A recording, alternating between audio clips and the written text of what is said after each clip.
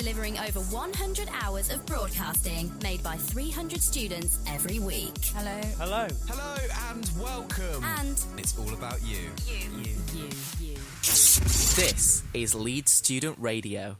Would you say we'd be venturing into a zone of danger? Danger Zone, every Friday from 7 p.m. at Fab Cafe. Playing the pop and rock anthems you love. With drink deals all night long, there's only one place where everyone's your wingman.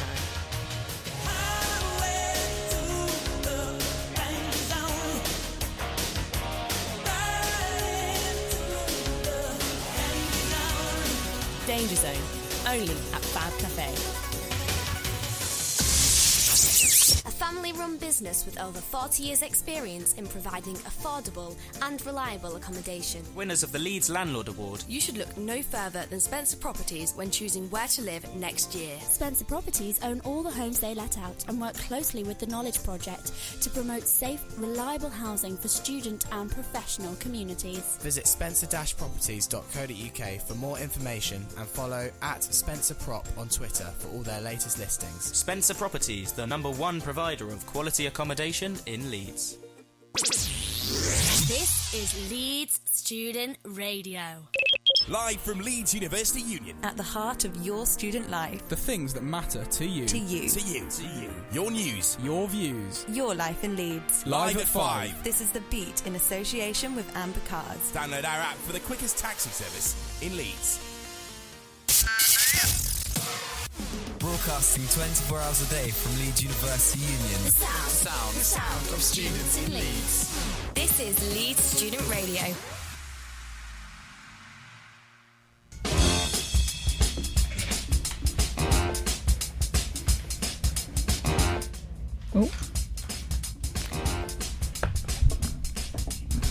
Hello and welcome to the first ever broadcast of Women's Thought on Sport. I'm Katie, I'm here with Niamh.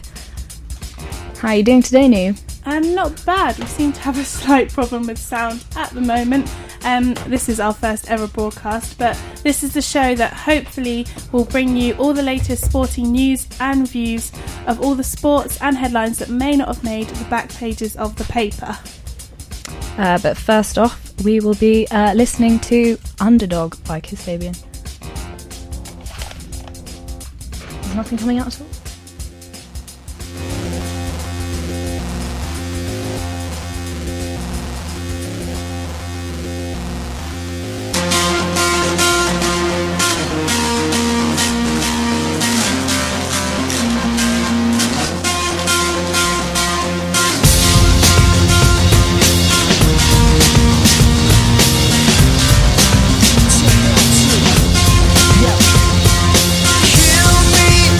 Kill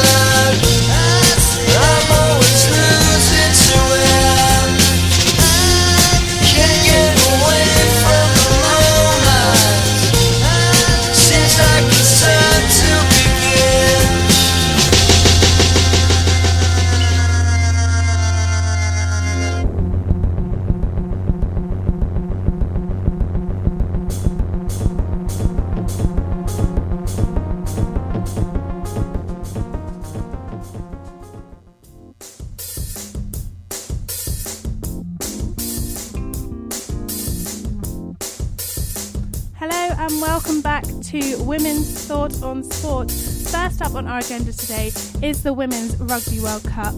Katie, would you like to tell us a bit more about this? Yeah, well, the Women's World Cup took place in the summer this year, and it was a great affair. It was in Paris.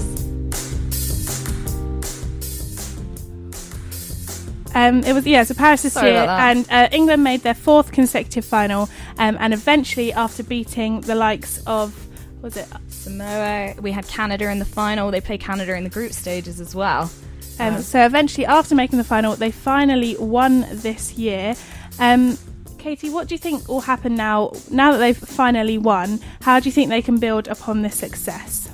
Well, I'm really excited about it, actually, because we saw that sort of the kind of hype that we got after the Olympics in 2012 in London, and the tag phrase was "Inspire a Generation." We really saw that coming out in London and across the country. So I'm hoping now that the women have done so well and sort of followed on from what the men did in 2003, that we can really see not only a thriving women's rugby community building in England, but also seeing that women can play other sports that perhaps weren't quite considered feminine before this time. So I'm really excited about it, actually. Well, the final itself, it was a 20,000 even sellout, which was beamed and viewed actually across 137 countries, and we thought we would interview a few people around the campus to see exactly if they knew who won the Rugby World Cup, if they were watching it, and what they thought and who they thought the winners were.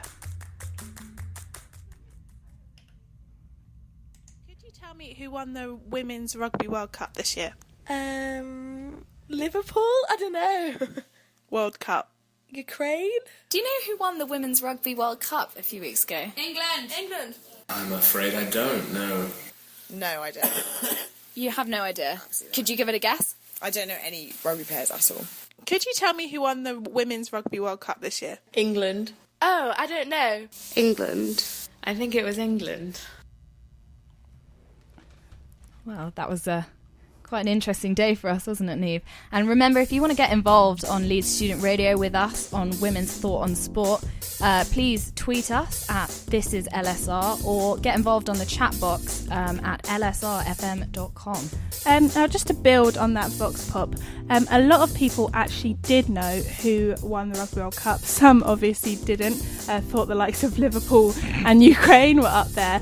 But I think that as England's captain, Katie McLean, said, that in the manner in which they won means they can definitely build upon their success and press for the same status that England's women's cricket team gained last year, which was the professional status. Katie, what do you think they can do building on this success? Well, yeah, I think it's incredibly important now after the performances they showed, and consistently, in the last 3 World Cups they've been in the final, they've now finally won it. It's so important that we give these women the recognition they deserve and the professional status they deserve. We were discussing this earlier, Niamh, and saying that, if it had been a men's World Cup in rugby and people found out that these athletes had been training part-time amongst jobs like being a vet, that would be seen as outrageous. And similarly, this year, they've just announced that a female basketball league is being created in England, a professional league to try and persuade great basketball athletes not to move to the very high-quality leagues in America. And we were saying that obviously basketball's an up-and-coming sport in Britain, but it doesn't have quite the same high-class quality we've seen in the rugby and the women's leagues recently, especially in the Sevens leagues. And we think it's almost ridiculous that this isn't matched with a professional women's rugby union league. So just to quickly close on this topic, I myself went down to Wheatwood earlier on in the week and interviewed the women's rugby captain Rachel on what she thought on the women's rugby success and how she thinks it's affected attendance at her rugby club. So I'm down here at Wheatwood at the Women's Rugby Give It a Go session with club captain Rachel. How do you think the session went today? The session was really good. Everyone seemed to have quite a good time. Everyone seemed to be having fun. There was a lot of laughing, a lot of screaming, and a lot of the girls sound like they're going to come back because they're really interested, from what I've heard anyway. You've got a game against Manchester tomorrow. How do you think that'll go? I think we've got a good chance. It's always hard to tell with first matches because we've got quite a few freshers on the pitch, but I think we'll work quite well together. It's always good to get started. Manchester are quite a hard team for us, but I think it'll be good. And obviously the women's England rugby team won the Rugby World Cup this year. How do you think that would affect attendance at women's rugby and university standard and national? I think their winning has made women's rugby more accessible for people. We've had a big recruitment this year. We've got a lot of people who've never played before because they just feel like they know more about it and that women actually play rugby. You don't have to be huge to play and anyone can play. Like, there's somewhere for everyone. I firmly believe that there's a place for anyone on the rugby pitch, so I think it's going to be really good for us. Oh, brilliant. Thank you. Good luck. My house in Budapest, my hidden treasure chest, golden grand piano, my beauty focus EOU. Ooh, you, ooh, I'd leave it all. My acres of land I've achieved. It may be hard for you to stop and believe, but for you, I'd leave it all. Oh, for you, I'd leave it all. And give me one good reason why I should never make a change. And baby, if you owe me, then all of this will go away. My many artifacts, the list goes on. If you just say the words, I'll up and run onto you. Ooh, I'd leave it all. Over you. Ooh, I'd leave it all. Give me one good reason why I should never make a change. Baby, if you owe me, then all of this will go away. Give me one good reason why I should never make a change. Baby, if you owe me, then all of this will go away.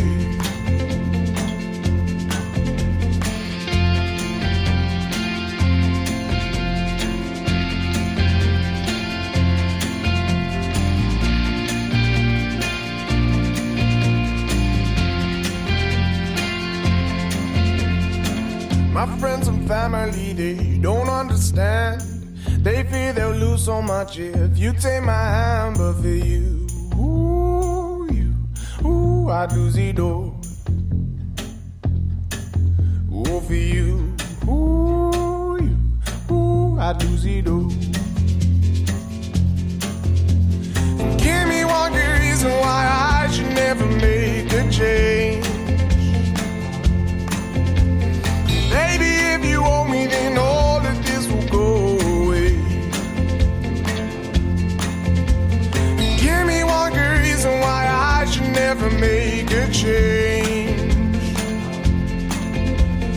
Baby, if you owe me, then all of this will go away. My house in Budapest, my hidden treasure chest, golden grand piano, my beauty focused EOU. I'd leave it all. Oh, for you, I'd leave it all. And welcome back to Women's Thought on Sport. This is Leeds Student Radio. Don't forget to tweet in at any time if you would like to talk to us about any of the issues we're discussing. So now we are moving on to the major events of the summer. And Niamh, what a summer it was. Exactly, what a summer it was. We're going to do a small little feature called the 60 Seconds of Success.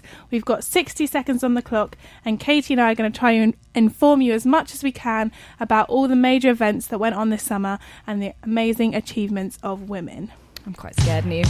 So first up, at this summer's Commonwealth Games in Glasgow, women won 122 gold medals, with England's women claiming 23 of these. England's women also claimed the European Track Cycling Championships team pursuit title, defeating Russia's women by just under 7 seconds. Reading's Fran Kirby was this season's top scorer in Women's Football Super League with an amazing 16 goals. The United States beat Spain to claim Women's World Basketball title, and creating a new league has been given the semi-professional players hope of turning professional. Glasgow City have reached the UEFA Women's Champions League last 16. Britain's Jordan Wiley has reached next month's wheelchair tennis singles masters at the Queen Elizabeth Olympic Park in London. Men and women can now compete together in the 4-man bobsleigh after the sport's governing body announced it will allow mixed gender teams. And Jersey claimed the women's golf inter-insular after thrashing Guernsey 17-3 at the Royal Jersey Course. Woo-hoo! And Niamh, we have done it! Woo! So that's just a few highlights, obviously, of what happened this summer. We're now going to just talk a little bit in depth about a few people who we think deserve a bit more accolation and recognition. So first of all, in the athletics championships this summer, Katie, talk to me about Jo Pavey, an amazing achievement. Well, yeah, I mean, Zurich was just the place of dreams for a number of British athletes this summer. And Jo Pavey, at the ripe age of 40, I must say, won her first international gold medal. She won the European gold medal in the 10,000 metres. I mean, it was just incredible. Did you see the race, Niamh? I did, and I just think for her age, she's got 2 children now, to still be pressuring up there with the top and contesting for medals is simply amazing. I think what I find so brilliant about her is she's got such a humble personality. When she was interviewed after the race, you know, she was just laughing and saying, "It's incredible. I've trained all these years, not received anything, and at the age of 40, when I've had 2 kids and basically just having fun, it's all come about." You know, maybe that's what sport's all about, Niamh. It's just having fun. I definitely think it is. And moving on to something I know you know a lot more about, Katie, the Rowing World Championships in Amsterdam this summer, and some major news from a heroine of the sport, Catherine Granger. Oh, Catherine Granger, my hero. Yeah, she has announced that she's coming out of retirement. She obviously got her amazing gold medal in the double sculls with Anna Watkins at London 2012 at Eton Dorney, and took a 2-year gap to sort of, you know, see what life had to offer other than ergos and water training. But she has now decided to come out of retirement. She's claimed that Rio is not definite, absolutely not definite on the cards, but she wants to see what she can do getting back into GB camp training and seeing what's happening. And I mean, Niamh, it's a pretty bold decision, isn't it? It is a bold decision after, you know, her 4 silver medals and the emphatic gold at London 2012. But also there's 2 other big names that we will recognise as well from 2012, Helen Glover and Heather Stanning. Talk to us a bit more about them. I mean, they had the most incredible performance at Amsterdam, just, you know, soared through to the finals, broke the world record in the finals, so they're now world record holders. I mean, they broke their own record in the women's pair, so that's 2 women in a boat with 1 oar each, for those of you who are not so clued up on the rowing lingo. And you know, they're just such incredible female athletes, Niamh. Like, you know, Heather Stanning is a full-time member of the British Army. I mean, amazing. She's also an Olympic champion and a world record holder. What's that all about? And she only came back to training in February. Had to fight for her place in the boat again. You know, it was quite a tough decision for the coaching team in the GB rowing camp, because they've had athletes training 2 years for these world championships, and Heather Stanning comes through and shows them what it's all about. But she came back for August and absolutely trounced the field. So it'll be very exciting to see what these 2 girls can do back in Rio 2016. And now we're on to another sport that can cause a bit of a splash. See what I did there. Niamh, I know you were at Glasgow for the Commonwealth Games this summer, working in the swimming pool, and you saw quite a lot of diving. Tell us about that. I did. This summer I actually spent just under a week at the Royal Commonwealth Pool in Edinburgh, and obviously we all know the big name of Tom Daley, but this summer some huge names have come through onto the diving platform. The likes of Sarah Barrow, she won a silver medal in the 10-metre synchro with her partner Tonya Couch at the Commonwealth Games this summer, but she is also the first ever female individual medalist on the European Championships this summer on the 10-metre platform.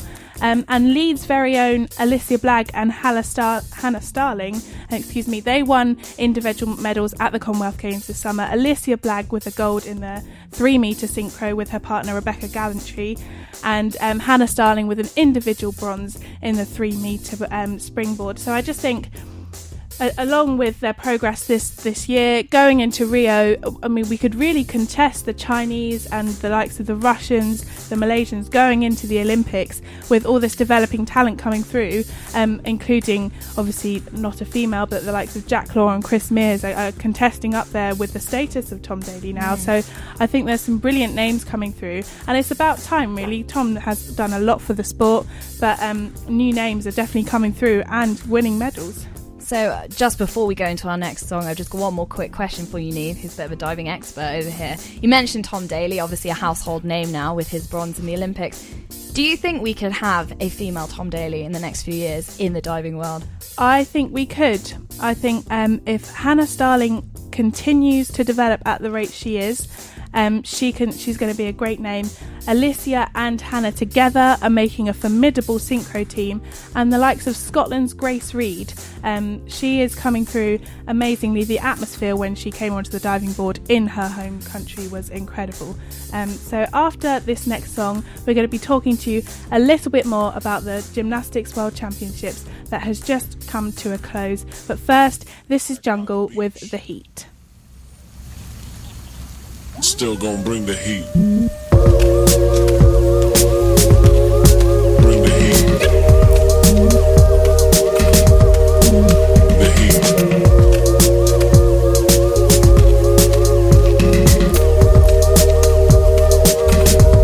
Doing all that I can for you.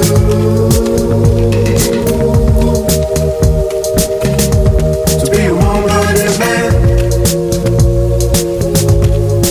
so I can treat you better. No, I can't feel the heat. Yeah, don't let it catch you. No, I can't feel the heat. I know I can't get you home. No, like a flash from a gun. I knew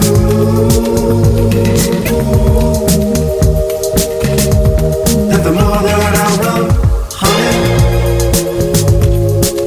won't help to make it better. Still, I can't feel the heat. Yeah, don't let it catch you. No, I can't feel the heat. I know I can't get you home. No.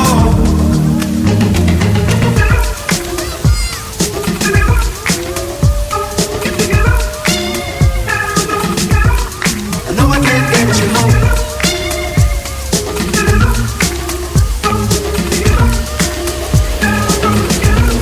I know I can't get you home. No, I can't feel the heat.